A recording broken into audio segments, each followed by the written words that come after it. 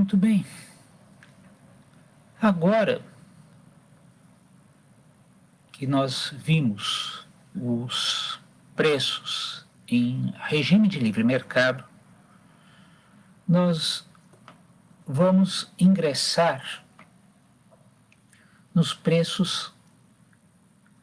que são formados a partir da livre manifestação dos agentes econômicos, sem que, entretanto, se possa falar em observância do livre fluxo da oferta e da procura. São preços cujo estabelecimento vai implicar necessariamente a presença de um poder econômico apto a proceder à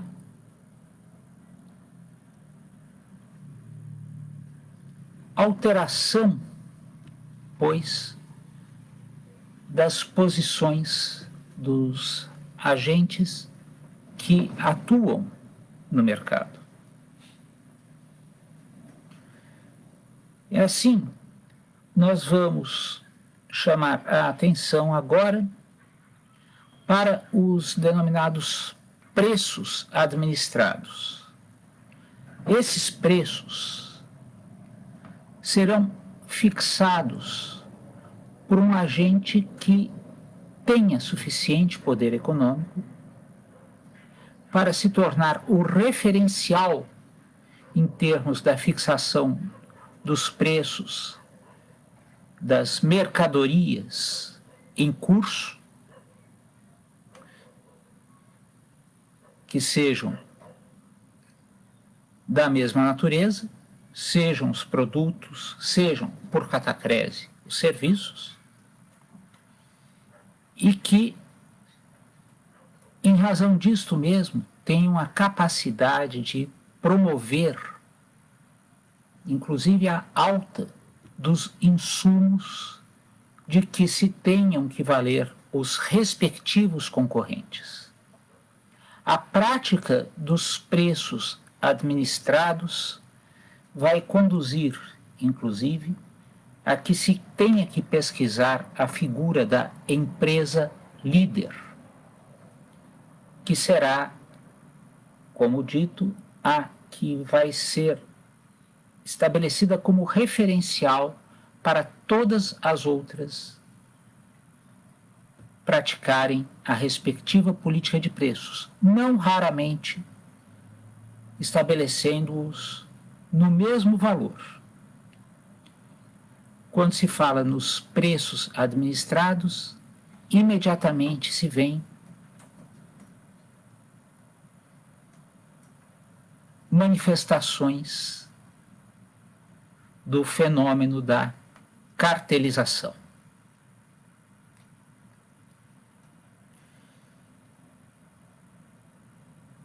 Também nós podemos verificar essas manipulações que se diriam artificiais no mecanismo de preços, mediante expedientes como a transferência de preços, ou transfer pricing, pela qual se procede à transferência de resultados para o exterior,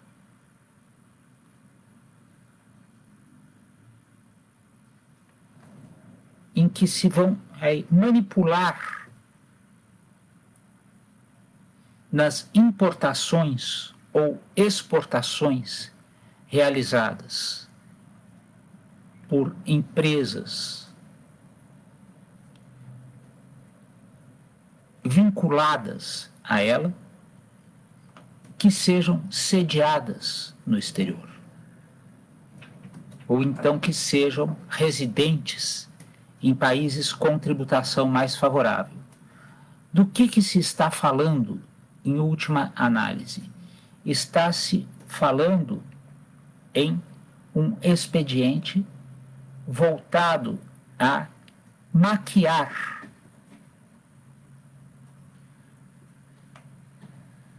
o real valor das operações a partir de contratos realizados ou com alguém que está numa relação de dependência em face da empresa, numa operação de importação ou exportação, ou em relação a alguém que se encontra sediado em país de tributação favorecida, isto é, sediado em algum denominado paraíso fiscal.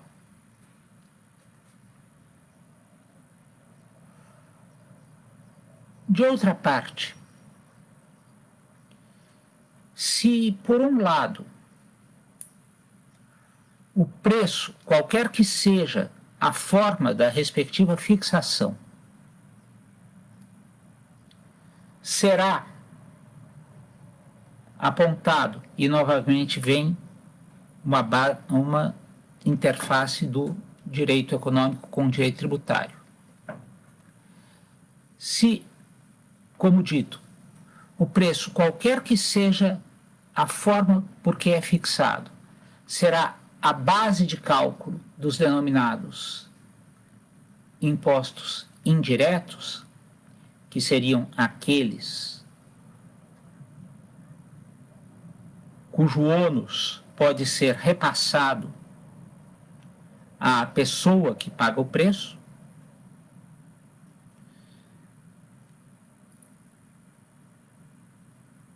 aqueles que são não cumulativos, como é o caso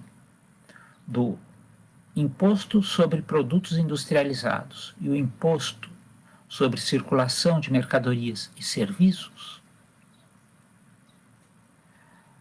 por vezes,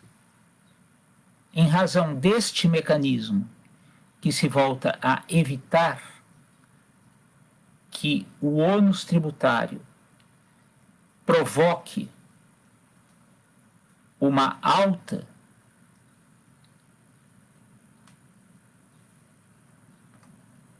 no valor pelo qual serão as operações praticadas. Por outro lado, a criação artificial de situações que comportariam